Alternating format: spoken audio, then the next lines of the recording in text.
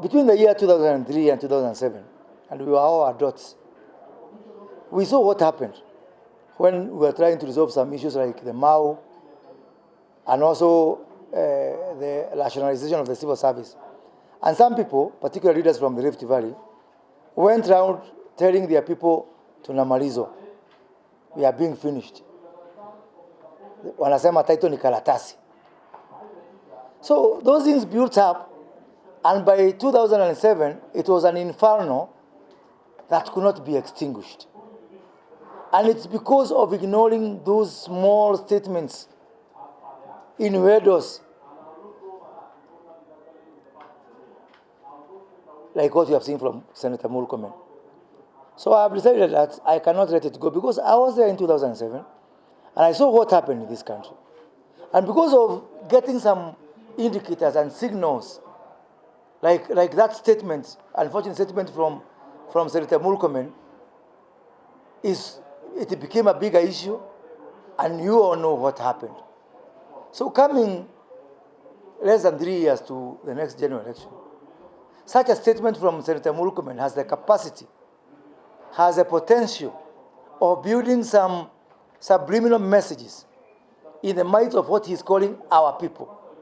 Of course, by saying our people, he's not talking about the people of Kenya. He's talking about the people of Rift Valley, or the Kalenjin community, or the people of Elgeiyo Marakwet, or the people of the area where Kimorel is supposed to be situated, not Kenyans in general. So what will happen if that kind of messaging goes on until 2022? Then we are going to have situations in this country that we cannot manage. I am one person who has committed to say that we will never go back to where we were. And anybody who is thinking, because it is that kind of a build-up of saying, hey, this is a Kikuyu, the report is a Kikuyu, there is no face of Kenya in a Kikuyu. Surely a committee of engineers, professors, architects, how can you start talking about face of Kenya in such a report? And what message is he sending there? And Senator Murkomen is a senior member of Jubilee Party. And he is involved actively in supporting some candidates who are fronting themselves for 2022. God forbid, if his designs come true, and he's talking about a report being done by Kikuyus only, what is going to happen in 2022?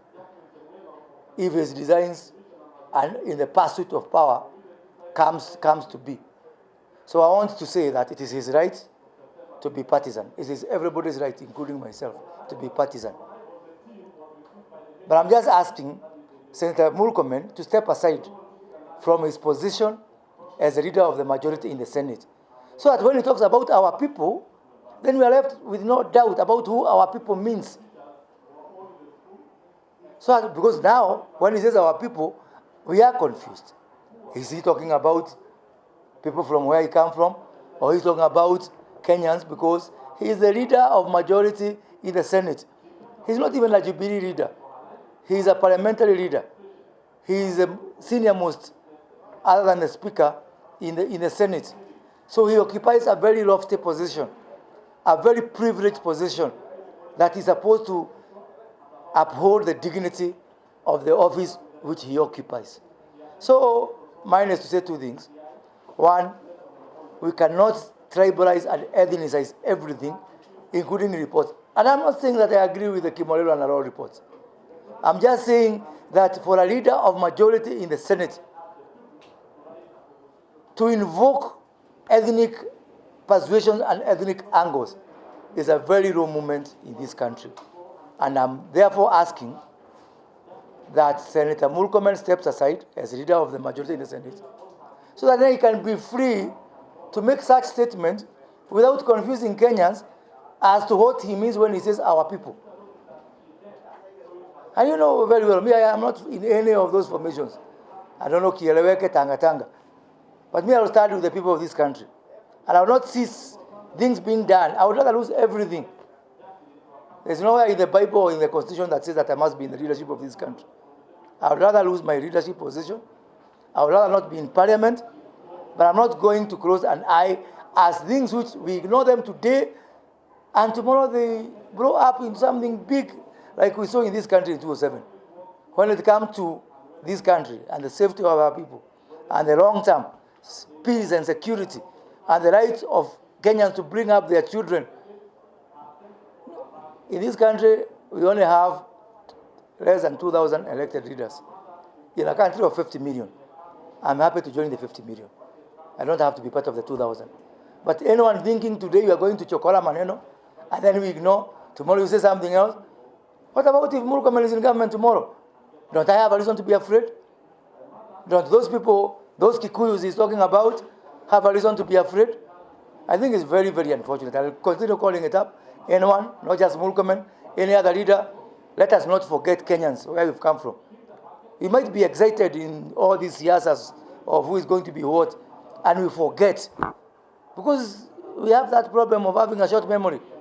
We might forget where we have come from, and we might forget some of those nuances that people throw left and right. I don't care who is going to be president. I don't care. I want to be president. Is it life and death? No. But we cannot keep on doing things the same way, and then we expect different results. That I will not allow. So please, I'm asking you, Senator Murkomen, step aside. There are many people in the Senate whom we can give that privileged position. And I'm going to write to Rafael Tuju to convene a special parliamentary group meeting to discuss the utterances by Senator Murkomen and to pave the way for his removal. Thank you.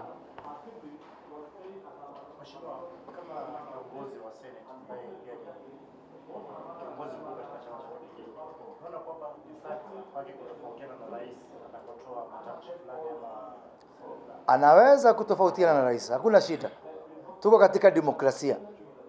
Wakati tulipigania kuondolewa kwa kile kipengele cha 2A, tumetoka mbali kama taifa. Hakuna shida mtu kutofautiana na rais. Yeye ako na ofisi yake na rais ako na ofisi yake. Ile mimi niko na shida ni mtu kusema ati ile ripoti imetolewa na Wakikuyu. Hakuna makosa kutofautiana na rais. Hata mimi mwenyewe sio kila kitu nakubaliana na rais. Tunatofautiana na mnajua. Lakini siwezi kusema leo ni kutofautiana na waziri wa mambo ya kigeni nasema hiyo ripoti ilikuwa ya Wakamba ama ilikuwa hii ya kabila hili ama nyingine. Na isitoshe wale watu ambao anawaita wao ni Wakikuyu hapa wametoa hiyo ripoti. Mmoja ni profesa, mmoja ni quantity surveyor na mwingine ni engineer. Mimi mwenyewe saa hii nikitaka kuwa profesa itanibidi nirudi shule miaka 16. Sio kijambo rahisi kuwa profesa. So nikiona mtu anasema huyu si profesa, huyu ni Mkikuyu, huyu si engineer, huyu ni Mkikuyu, mimi naona ni jambo la huzuni sana. Na siwezi kubali mambo kama hayo.